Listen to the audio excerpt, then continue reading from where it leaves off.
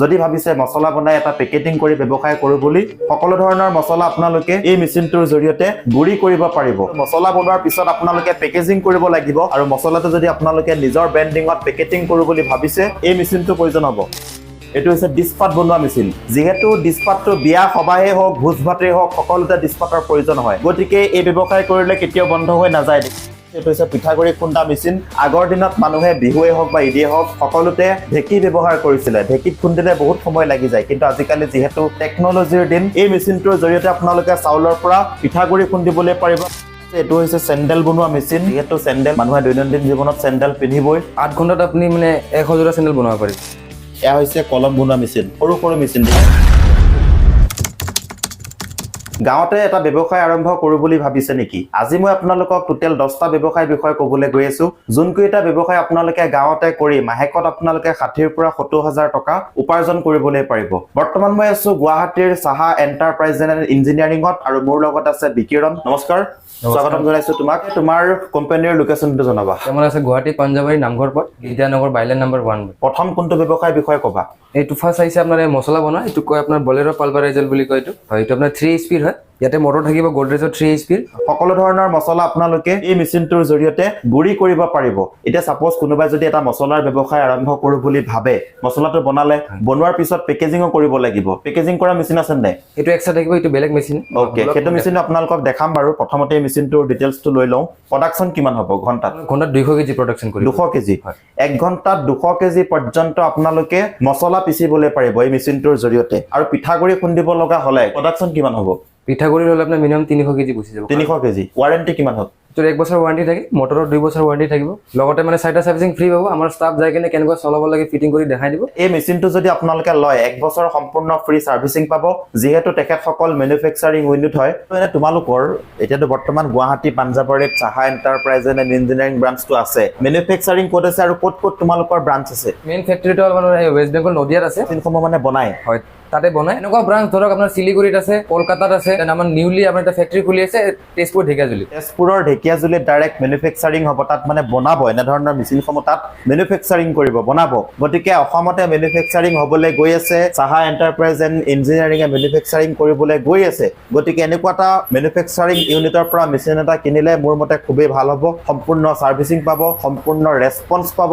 নিশ্চিন্ত মনেৰে আপোনালোকে মেচিন ইয়াৰ পৰা ল'বলৈ পাৰিব এই মেচিনটোৰ প্ৰাইজৰ বিষয়ে জানিব লগা থাকিলে স্ক্ৰিনত নম্বৰ দিয়া হৈছে যোগাযোগ কৰক যদি আপোনালোকে বহু দিনৰ পৰা ভাবি আছে এটা ব্যৱসায় কৰো বুলি যদি ভাবিছে মছলা বনাই এটা পেকেটিং কৰি ব্যৱসায় কৰো বুলি এই মেচিনটোৰ লগত মছলা বনোৱা পেকেজিং মেচিন ল'ব লাগিব আৰু এতিয়া মছলা বনোৱা মেচিনটো আপোনালোকক দেখালো মছলা বনোৱাৰ পিছত আপোনালোকে পেকেজিং কৰিব লাগিব পেকেজিং কৰাৰ পিছত এই মেচিনটো প্ৰয়োজন হ'ব প্ৰডাকচন কিমান হ'ব ঘণ্টাত এটা মানে পাৰ মিনিটত আপোনাৰ 8 পিস 10 পিস কে ওলাব 1 মিনিটত 8 ৰ পৰা 10 পিস পৰ্যন্ত পেকেট উলিয়াবলৈ পাৰিব সাপোজ সেই যোনটো বলেৰো পালভাইজাৰ হয় সেই মেচিনটো ললে 1 ঘণ্টাত 200 কেজি মছলা উলিয়ালে আৰু মছলাটো যদি আপোনালোকে নিজৰ ব্ৰেন্ডিংত পেকেটিং কৰো বুলি ভাবিছে এই মেচিনটোৰ প্ৰয়োজন হ'ব ফুললি অটোমেটিক নে এটো ফুললি অটোমেটিক হয় ওয়েট মেচিন থাকে আপুনি ইয়াতে সেট কৰিব লাগিব আপোনাক কিমান গ্ৰাম লাগে জানিব ধৰক 100 গ্ৰাম তো ইয়াতে সেট কৰিলে মানে পেকেটৰ ভিতৰত আপোনাৰ 100 গ্ৰাম আহিব তেতিয়া ইয়াতে সেট কৰা ডিজিটেল মিটাৰ আছে আপোনালোকে দেখিব পাৰিছে এই মিটাৰত সেট কৰিব লাগিব বলে 50 গ্ৰামৰ পেকেট ওলাম ইয়াত যদি 50 গ্ৰাম আপোনালোকে সেট কৰে 50 গ্ৰামৰ পেকেট ওলাব যদি 100 গ্ৰামৰ সেট কৰে তেনেহলে 100 গ্ৰামৰ ওলাব 200 গ্ৰামৰ যদি সেট কৰে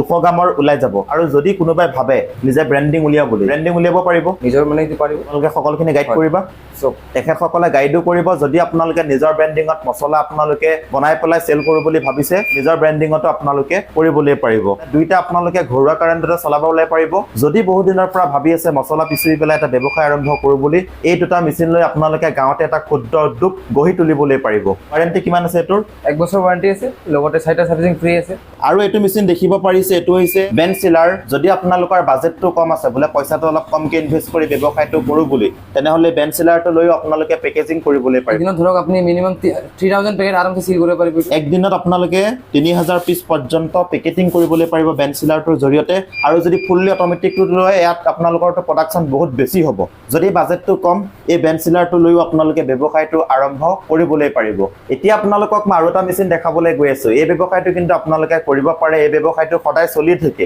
আজি আপোনালোকক মই দেখাব লৈছো এটো হৈছে ডিছপাত বনোৱা মেচিন যেহেতু ডিছপাতটো বিয়া সবাহে হওক ভোজ ভাতেই হওক সকলোতে ডিছপাতৰ প্ৰয়োজন হয় ফাষ্টফুডৰ দোকানতো ডিছপাতৰ প্ৰয়োজন হয় বিয়া মানুহৰ হৈ থাকে বিয়া সবাহতো ডিছপাতৰ প্ৰয়োজন হয় ভোজ ভাততো ডিছপাতৰ প্ৰয়োজন হয় গতিকে এই ব্যৱসায় কৰিলে কেতিয়াও বন্ধ হৈ নাযায় এই ব্যৱসায় আপোনালোকে কিন্তু কৰিব পাৰে গাঁৱতে এটা ক্ষুদ্ৰ উদ্যোগ গঢ়ি তুলিব পাৰে প্ৰডাকশ্যন কিমান হ'ব এইটো আপোনাৰ ধৰক 8 ঘণ্টাত আপোনাৰ 20,000 আৰামছে 8 ঘণ্টা যদি আপোনালোকে মেচিনটো চলায় তেনেহলে 20,000 পৰ্যন্ত ডিছপাত উলিয়াবলৈ পাৰিব এই মেচিনটোৰ জৰিয়তে হাইড্ৰলিক লাগি থাকিব আপোনাৰ 20 টনৰ প্ৰেছাৰ আছে আপুনি একেবাৰে ধৰক 10টা প্লেট একলগ দিব পাৰিব একলগ 10টা প্লেট 10 পিস প্লেট ওলাই যাব মটৰ কিমান এচপি লাগি আছে 2 HP মটৰ আছে 80 লিটাৰ টেংকি আছে ইয়াতে 1 বছৰ ওৱাৰেণ্টি আছে এইটো বাকি মটৰৰ 2 বছৰ ওৱাৰেণ্টি আছে যদি কিবা কাৰণত বেয়া হয় তেনেহলে সাৰ্ভিসিং ফ্ৰী আছে চাইটা লগতে এবছৰত তেখেতসকলে 4টা সাৰ্ভিসিং সম্পূৰ্ণ ফ্ৰী দিব ইয়াৰ যোনটো মেটেৰিয়েলছ প্ৰয়োজন হ'ব মেটেৰিয়েলছটো ক'ত পাব এটা আমাৰ তাতে পাই যাব এনেকুৱা ধৰণৰ ৰ মেটেৰিয়েলছ দেখিছে এনেকুৱা ৰ মেটেৰিয়েলছ আপোনালোকে কিনিব লাগিব তেখেতসকলৰ তাতে পাই যাব এটো কলপাতৰ ডিজাইন হয় কুলাম ডিজাইন এনে ধৰণৰ ডিজাইনৰ ৰ মেটেৰিয়েলছ আপোনালোকে কিনিলে কিনাৰ পিছত সেই যোনখন প্লেট লাগি আছে দেখিব পাৰিছে এই প্লেটখনৰ তলত দি দিয়াৰ লগে লগে আপোনালোকে যদি এবাৰ প্ৰেছ কৰে 10 পিস ডিছপাত বনাবলৈ পাৰিব এই মেচিনটোৰ জৰিয়তে এতিয়া যেহেতু ডিছপাত বনোৱা মেচিনটো দেখালো এটো অলপ ডাঙৰ মেচিন হাইড্ৰলিক হয় যদি কাৰোবাৰ বাজেটটো অলপ কম যদি তেখেতৰ ইচ্ছা আছে বোলে ময়ো ডিছপাত বনাম তেনেহলে তোমালোকৰ এই মেচিনটোতকে অলপ কম প্ৰাইজৰ মেচিন আছে নেকি পাই যাব এইটো মেনুৱেল পেপাৰ প্লেট হাইড এইটো হৈছে মেনুৱেল ডিছপাত বনোৱা মেচিন যদি আপোনালোকৰ বাজেটটো অলপ কম আছে এই মেনুৱেলটো আপোনালোকে ডিছপাত বনাই ব্যৱসায় আৰম্ভ কৰিবলৈ পাৰিব ইয়াৰ প্ৰডাকশ্যন কিমান হ'ব মিনিমাম ধৰক 6000 7000 পাৰ ডে এতিয়া আপোনালোকক দেখাব লৈছো পালভাইজাৰ পিঠাগুৰি খুন্দা মেচিন যেহেতু এই মেচিনটো খুবেই ট্ৰেন্ডিঙত চলি থাকে আপোনালোকে দেখিব পাৰিছে এইটো হৈছে পিঠাগুৰি খুন্দা মেচিন আগৰ দিনত মানুহে বিহুৱে হওক বা ঈদে হওক সকলোতে ঢেঁকী ব্যৱহাৰ কৰিছিলে ঢেঁকীত খুন্দিলে বহুত সময় লাগি যায় কিন্তু আজিকালি যেহেতু টেকনলজিৰ দিন আজিৰ দিনত এনে ধৰণৰ মেচিন ওলাই গ'ল পালভাইজাৰ এই মেচিনটোৰ জৰিয়তে আপোনালোকে চাউলৰ পৰা পিঠাগুৰি খুন্দিবলৈ পাৰিব মছলা খুন্দিব পাৰিব মছলা পাৰিব যেনে ধৰক বেচন জিৰা জলকীয়া গুড়া হেগুলো পাৰিব কিন্তু হালদিটো নোৱাৰিব প্ৰডাকশ্যন কিমান হ'ব 2 স্পিড আপোনাৰ 40 পৰা 50 কেজি মানে পাৰ ঘণ্টা 3 স্পিড হয়তো আপোনাৰ ধৰক 100 কেজি হ'ব পাৰ ঘণ্টা ইলেক্ট্ৰিচিটি কি লাগিব সিঙ্গেল ফেজ ঘৰৰ যি কাৰেন্ট থাকে সিঙ্গেল ফেজ 220 ভল্টৰ কাৰেন্টতে এই দুটা মেচিন আপোনালোকে চলাবলৈ পাৰিব আৰু এটা মেচিন দেখিছে এইটো কি মেচিন হয় চিকেন ফেদাৰ ৰিমুভাল মেচিন হয়তো যিসকলে চিকেন বিক্ৰী কৰে সকলৰ যদি সেলিং বহুত বেছি ভাল হয় চিকেনটো আপোনালোকে বকলিয়ালে বা কাটিলে কাটাৰ পিছত সাফা কৰিব লাগে সাফা কৰোতে বহুত সময় লৈ আপোনালোকে এই মেচিনটো লৈ চিকেনটো ডাইৰেক্ট পেলাই দিলে পেলোৱাৰ পিছত চিকেনটো ধুনীয়াকৈ সাফ কৰি দিব এই মেচিনটো আপোনালোকে ল'ব পাৰিব যিসকলে চিকেন বিক্ৰী কৰে মাৰ্কেটত এইটো কি মেচিন হয় এইটো আমাৰ আটা চাকি মেচিন ঘেঁহুৰ পৰা আটা উলিয়াবলৈ পাৰিব এইটো হৈছে আটা চাকি মেচিন হয় দেখিছে যদি আপোনালোকে ঘেঁহুৰ পৰা আটা উলিয়াই এটা ব্যৱসায় আৰম্ভ কৰিব বুলি ভাবিছে আটা চাকি মেচিনো পাই যাব মটৰ কিমান স্পীড লাগি আছে এটা আপোনাৰ 2 স্পীড লাগিব ইলেক্ট্ৰিচিটি ঘৰৰ কাৰেন্ট সিঙ্গেল ফেজতে চলি যাব আচ্ছা সিঙ্গেল ফেজতে আপোনালোকে চলাবলৈ পাৰিব প্ৰডাকশ্যনটো কিমান হ'ব পাৰ ঘণ্টাত 150 কিলো হ'ব 1 ঘণ্টাত 150 কিলো পৰ্যন্ত প্ৰডাকশ্যন কৰিবলৈ পাৰিব এই মেচিনটোৰ জৰিয়তে এইটো হৈছে চেণ্ডেল বনোৱা মেচিন যেহেতু চেণ্ডেল বনোৱা ব্যৱসায়টো বেয়া নহয় মানুহে দৈনন্দিন জীৱনত চেণ্ডেল পিন্ধিবই গতিকে এই মেচিনটোৰ জৰিয়তে আপোনালোকে চেণ্ডেল বনাবলৈ পাৰিব প্ৰডাকশ্যন কিমান হ'ব পাৰ ডে 8 ঘণ্টাত আপুনি মানে 100 জোৰা চেণ্ডেল বনাব পাৰিব এই মেচিনটো যদি আপোনালোকে লয় 8 ঘণ্টাত 100 জোৰা পৰ্যন্ত চেণ্ডেল বনাবলৈ পাৰিব এই মেচিনটোৰ জৰিয়তে আৰু ডাইসমূহ তোমালোকৰ তাতে পাব হয় আমাৰ তাতে পাই যাব সকলো সাইজৰে পাবনে সকলো সাইজ A to Z সাইজৰে পাব কাৰোবাৰ 8 নম্বৰ লাগে 9 নম্বৰ 7 নম্বৰ 6 নম্বৰ 5 নম্বৰ যেনেকুৱা সাইজৰে আপোনালোকক ডাই লাগে তেনেকুৱা সাইজৰে আপোনালোকে বনাবলৈ পাৰিব এই মেচিনটোৰ জৰিয়তে হাইড্ৰলিক কিমান আছে 20 টনৰ প্ৰেছাৰ আছে এটা 3 ফেজ নে সিঙ্গেল ফেজ এটা সিঙ্গেল ফেজ ঘৰুৱা কাৰেণ্টতে আপোনালোকে চলাবলৈ পাৰিব যদি ভাবিছে ঘৰৰ পৰা এটা ব্যৱসায় আৰম্ভ কৰো বুলি তেনেহলে চেণ্ডেল বনাইও আপোনালোকে এটা ব্যৱসায় আৰম্ভ কৰিবলৈ পাৰিব এই ব্যৱসায় কেতিয়াও বন্ধ হৈ নাযায় মানুহে দৈনন্দিন জীৱনত চেণ্ডেল পিন্ধিবই এটো কি মেচিন হয় এটা আপোনাৰ কাঠ গুড়া কৰা মেচিন কাঠ গুড়া কৰি পাউডাৰ বনাই কিনে এটা আপোনাৰ প্লাইবোৰ্ড হেবোৰ বনাইটো প্লাইবোৰ্ড বনোৱা যিসকল ফেক্টৰী আছে এই সকলে মেচিনটো লৈ যাবলৈ পাৰিব কাঠৰ পৰা যোনটো গুড়া হয় সেই গুড়াটো আপোনালোকে প্লাইবোৰ্ড বনাবলৈ পাৰিব আমি মাৰ্কেটত যে লিখো কলম পাওঁ সেই কলম বনাই আপোনালোকে এটা ব্যৱসায় আৰম্ভ কৰিবলৈ পাৰিব স্কুল কলেজৰ ছাত্ৰ ছাত্ৰী সকলে কলম ব্যৱহাৰ কৰিবই গতিকে কলম বনাই আপোনালোকে এটা ব্যৱসায় আৰম্ভ কৰিবলৈ পাৰিব এয়া হৈছে কলম বনোৱা মেচিন সৰু মেচিন দেখিছে কলম বনাই পেলাই ব্যৱসায় আৰম্ভ কৰিব পাৰিব প্ৰডাকশ্যন কিমান হ'ব পাৰ ডে 5000 আপুনি কলম বনাব পাৰিব পাৰ ডে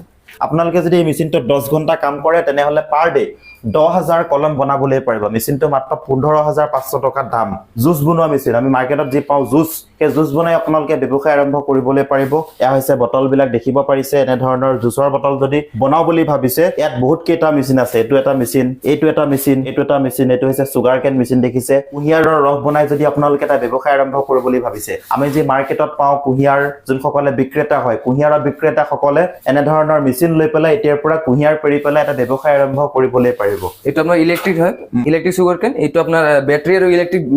দুটাই হয়তো আৰু এইটো আপোনাৰ মেনুৱেল হয় আমাৰ অসমৰ যিসকল নিবনুৱা যুৱক আছে সেইসকলে ঘৰত বেকাৰ বহি আছে সেইসকলে এনে ধৰণৰ এটা মেচিন লৈ পেলাই কুঁহিয়াৰৰ ৰস বিক্ৰী কৰি মাহেকত 20 পৰা 30,000 টকা পৰ্যন্ত উপাৰ্জন কৰিবলৈ পাৰিব সৰু ব্যৱসায় লাভজনক ব্যৱসায় এইটো হৈছে জুচ বনোৱা মেচিন জুচৰ বটল বনাই আপোনালোকে ব্যৱসায় আৰম্ভ কৰিবলৈ পাৰিব এতিয়া বৰ্তমান ঠাণ্ডাৰ দিন গৰমৰ দিনত এই ব্যৱসায় খুবেই এটা লাভজনক ব্যৱসায় হয় বহুত কেইটা আছে এটা গোটেই জুচৰে ন হয় মানে জুচৰ এটা সৰু হয় যদি কাৰোবাৰ বাজেটটো কম সৰু মেচিন এটা লৈ ব্যৱসায়টো ষ্টাৰ্ট কৰিবলৈ পাৰিব ইয়াতে দেখিছো সৰু সৰু দুটা মেচিন এইকেইটা কিহৰ মেচিন হয় এটা আপোনাৰ গোলা বনোৱা মেচিন হয় চুস্কি বুলি যোনটো কয় চুস্কি বনোৱা মেচিন আমি বজাৰত যি বৰফৰ গোলা হয় গোলাৰ ওপৰত যে কালাৰ কৰি দিয়ে চুস্কি বুলি কয় বহুতে এই চুস্কি বনাবলৈ হলে এই দুটা মেচিনৰ প্ৰয়োজন হ'ব যদি আপোনালোকে চুস্কি বনাই পেলাই বজাৰত এটা ব্যৱসায় আৰম্ভ কৰিব বুলি ভাবিছে এই দুটা মেচিনৰ প্ৰয়োজন হ'ব এইটো কি মেচিন হয় এটা আপোনাৰ ভুজিয়া বনোৱা মেচিন হয় মেনুৱেল আমি যে মাৰ্কেটত পাওঁ ভুজিয়া এই ভুজিয়া বনাবলৈ পাৰিব এই সৰু সৰু মেচিন কেইটা লৈ পেলাই এতিয়া তোমালোকৰ তাত মই বহুত মেচিন দেখিছো আৰু কিমান কেনেকুৱা ধৰণৰ মেচিন পোৱা যায় তোমালোকৰ তাত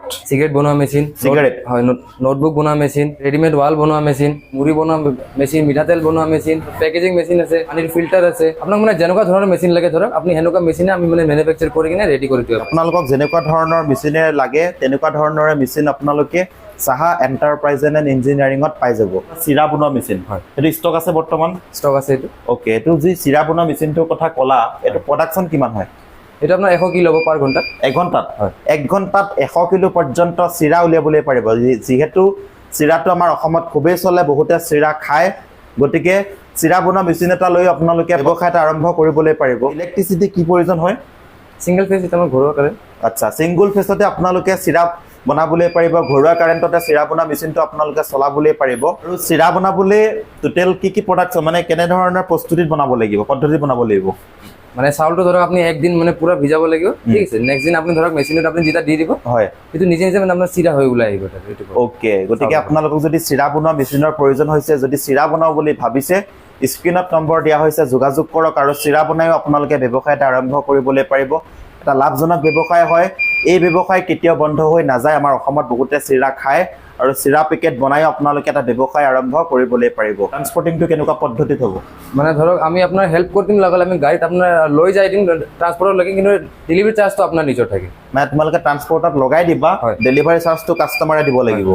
ওকে গতিকে আপোনালোকে নিশ্চিন্ত মনেৰে যোগাযোগ কৰক সাহা এন্টাৰপ্ৰাইজ এণ্ড ইঞ্জিনিয়াৰিঙত আৰু যোগাযোগ কৰি ইয়াৰ পৰা এটা মেচিন লৈ ব্যৱসায় আৰম্ভ কৰিবলৈ পাৰিব আজিৰ ভিডিঅ'টো দেখিনিয়ে আছিলে যদি ভিডিঅ'টো চাই ভাল লাগিছে লাইক শ্বেয়াৰ সকলোখিনি কৰিব আৰু ভিডিঅ'টো শ্বেয়াৰ কৰক এজন